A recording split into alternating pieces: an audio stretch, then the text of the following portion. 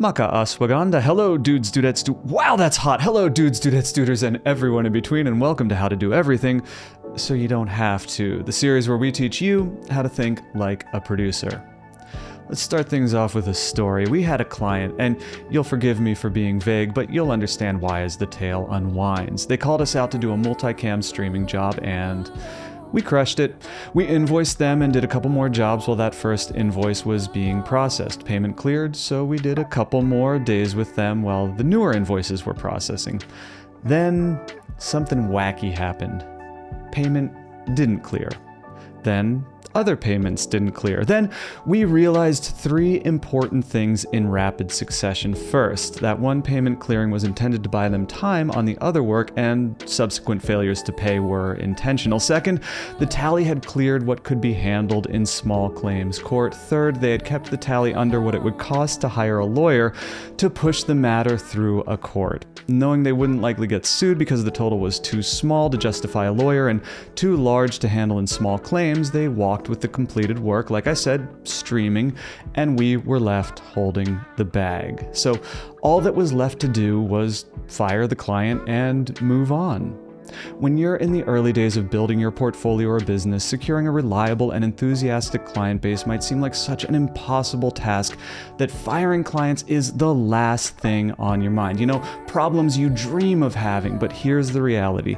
There aren't many clients you'll retain for the entire run of your business. Some relationships will thrive, lasting years and contributing to your growth. Others will run their course and gently fade to black, and that's totally okay.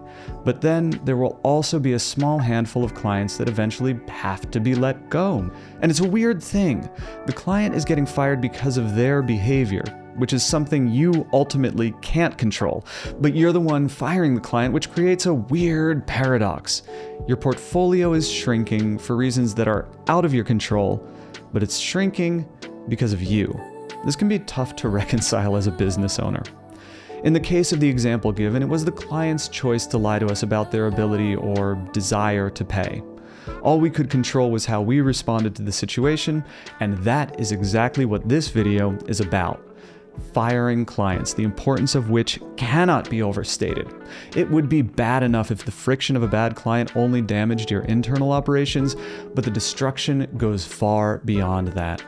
Needless friction inside your business limits your ability to retain talent. Film crews are transient, and the quality of talent you're able to retain is directly tethered to the quality of work environments you're able to build. Never forget that from the perspective of the teams you hire, you're the client and you're just as fireable as anyone else. Retaining talent is already challenging enough. Don't make it any more difficult than it already is. By the end of this video, you'll have a greater awareness of the kinds of behavior that could become toxic for your business, the ways to assess if a client should be let go, and finally, an arsenal of techniques that will help make the process less painful, if not beneficial, to all parties involved. Let's jump right in, starting with bad client behavior. The most common reason to fire a client is obviously failure to pay. But if you're dropping a client for not paying, you aren't really dropping a client because they aren't really a client and you aren't really a vendor. You're a chump and they're the beneficiary. The second most common reason to fire a client is that they're disrespectful to any member of your team. Your ability to deliver product is built entirely on your ability to retain talent. If you perceive a client to be a legitimate threat to that talent ecosystem, allow them one conversation to course correct. And if they don't, it's time to ask yourself who you want around more, that client or your crew. While disrespect can come in all shapes and sizes, by far the most common is lewd or flirtatious comments to female members of a team. The reason that I mention this is that the more common something is, the easier it is for it to become white noise. Just because something is pervasive doesn't mean that it's acceptable, and the more common it is, the more careful you have to be with your attention to that issue. Beyond the two big ones, there are dozens of things a client can do to make them difficult to retain. Mission creep, micromanagement, poor communication, ethical conflicts, toxic work environments, figuratively and literally. Indecisiveness and blame shifting are all ingredients that could combine to create a gots-to-go situation. As you start to see friction accumulating with a client, the frustration might push you rapidly towards letting them go. But before you do, take a moment to consider the other side of the coin. There are dozens of reasons to ditch a bad client, but there's a really good reason to keep them: money. The first thing you want to consider before releasing a bad client is whether that friction is there because of something unique to how you run your business, or if that friction would grind on any team over time. If the friction is something unique to how you run your business, then they probably should possibly go. For example, we haven't had a client sit in on a post session for years now. If one asked to do so, we could accommodate them for a session or two, but I can tell you that it wouldn't be sustainable. We find that we're able to edit better and more efficiently in privacy, and we're confident in that workflow because feedback from our clients seems to be that this is the preferred method. Shout out to Frame.io, not a sponsor, but definitely a tool that allows for remote collaborative feedback. A client who needs moment-to-moment communication in post would be a bad fit for our pipeline, and that's fine, because they could easily find a post house that would accommodate their needs. That's friction that would be unique to our pipeline and very easily cured elsewhere. If the client was doing something that would bug anyone, then it's a good time to think about whether or not there's a possibility of accommodating their needs. A good example of this is the client who gives vague notes on an edit and then gets snippy when the revisions don't meet their expectations. If the behavior would bug any team, anywhere, anytime, double, triple, quadruple check if there are ways that you can accommodate their idiosyncrasies. If you can push through the friction that they bring and efficiently deliver to spec with a warm, jovial attitude, you become really hard for them to replace. The harder you are to replace, the more you can charge for your time. With that in mind, here's how to release a bad client with as little friction as possible. The most important thing about firing a client is that it doesn't have to be theatrical. In fact, it shouldn't be theatrical. Even if you're a freelancer, you don't work for yourself. You work for your business.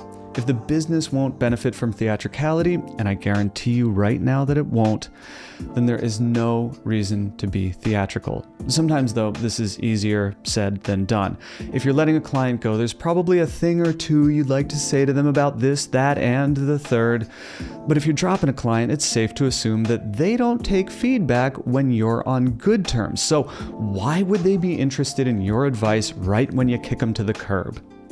And just so there's no confusion, I'm not suggesting that you take the high road or anything like that. I am the pettiest little dirtbag in the valley, if not the entire planet. I just don't like burning calories needlessly, especially when it comes to business. Personally, you might need to vent. If that's the case, crack open Notepad and write the scathing email to end all scathing emails. But print it out and put it in your scrapbook. Don't you dare send that off to the client. You work for your business, so anything you say or do that doesn't affect your business positively puts your career at risk. Not only does a client firing not have to be theatrical, it doesn't even have to be proactive. You can passively fire a client. Of course, there are right ways and wrong ways to do that. The worst thing you can do when passively firing a client is to deliver subpar work. Every photo, every video, every email that's released with your name on it is a representation of the work you do. These are permanent documents, and if you're a creative consultant, most of them are public documents. You're punishing your own business when you do shoddy work, not the client's. Besides, if you feel like a client's not a good fit, chances are good that the client is getting a similar knot in their stomach. The majority of mismatched clients will naturally move on and either find a vendor who's appropriate for their needs or abandon the project entirely. If there is a client who keeps requesting your services, though, you have to say something to let them go. Here's how we handle that. When they reach out requesting a quote or our availability, we express enthusiasm for the project and our regrets that we aren't able to take it on.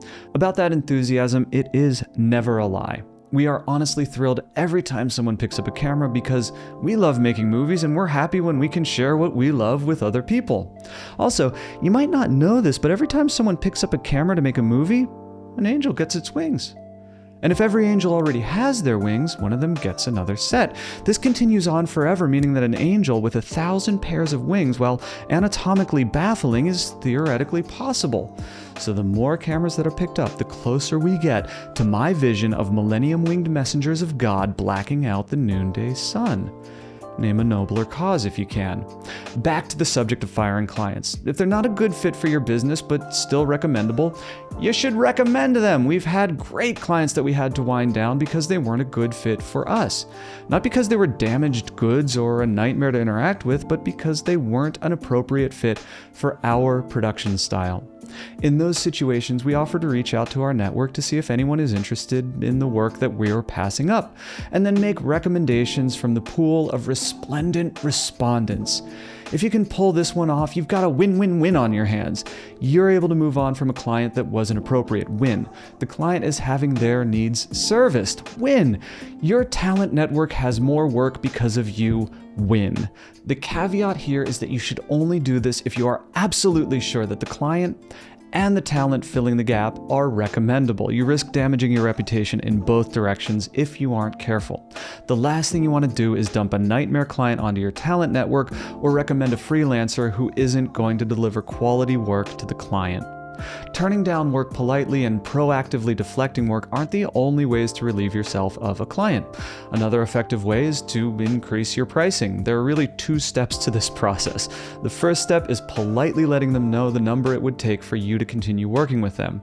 The second step is bracing for impact in the event that they agree to the new price.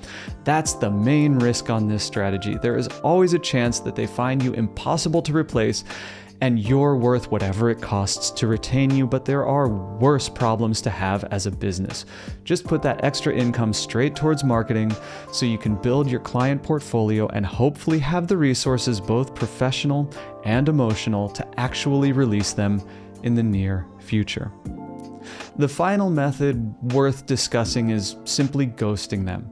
You are actually allowed to stop responding to anyone's emails for any reason at all, as long as you don't currently have any projects in production with them. If it comes down to ghosting a client or blowing up at them and damaging your reputation, go ahead and ghost them. But if that's the best you can muster, I'd encourage you to consider some other line of work than creative consulting. It's a very high-touch industry, and you're simply going to need better communication skills if you want any sort of career longevity. Once you've released the client, there's no need to give them feedback unless it's solicited. If they reach out wondering why the relationship fizzled, you can tell them, but do so respectfully. Hell, do so with enthusiastic kindness. A client that solicits that kind of feedback is rare, and the next vendor they work with will receive all of the benefits of your considerate feedback. That future vendor will never know it was you who teed them up for success, but that doesn't matter. Nobody knows that Batman is Bruce Wayne, but he still Batmans it up every chance he gets. This is your opportunity to Batman it up a little bit yourself. Finally, don't tell tales out of school. What happened between you and the client happened between you and the client. You do yourself no favors by trashing them publicly. All you do is out yourself as a messy gossip, and nobody wants to work with a messy gossip. Preserve your dignity above all else. In fact, there's really only one instance we've encountered where we decided it was okay to trash someone publicly. Just by way of, I don't know, a hypothetical example, if a client had failed to pay you several $1,000s for streaming services rendered, you'd keep your mouth shut publicly, obviously. If mentioned, you'd speak in vague terms to preserve their reputation and yours. But if you were to turn around and then see that same producer on one of those fake courtroom reality shows making a spectacle of how irresponsible they are with money and how many people they've screwed over in the course of their career, I think in that very narrow instance, it would be totally okay to say that Mark Cartier is a garbage human being. Why did you give him a check that you knew was going to bounce? Because I told him that it was not good when I gave it to him. Stiffing people on payment is one thing. Making that your brand and going public for daytime broadcasts would, I believe, open the door up for people you've stiffed to say whatever they like publicly. Things like, oh, I don't know, just by way of example, Mark Cartier, I would right now be wishing the worst on you if I wasn't completely confident that your liver is going to punish you in worse ways than I could ever imagine. And when it finally does stab you to death for the way that you treat it, I will absolutely be there at your funeral, but only if the line to piss on your corpse is less than an hour wait time. Pretty much the only reason I can think of to trash a client publicly is that the following 3 criteria are met. 1, you're aware of how many good and honest filmmakers they've ripped off. 2, you are among those who have been stiffed when it came time to collect payment. And 3, you find out that they're so cavalier about their despicable behavior. Why did you give him a check that you knew was going to bounce? Because I that's told him that it was not good when I gave it to him. That they think it's fodder for daytime trash TV. Other than that, let sleeping dogs lie, man. You have nothing to gain by trashing someone publicly. If you found anything in this video useful, please consider subscribing. If you disagree with anything I've said, take me to task in the comments. And when you're done doing that, please turn off YouTube and go fire some clients with dignity. Unless your name is Mark Cartier, in which case you can go get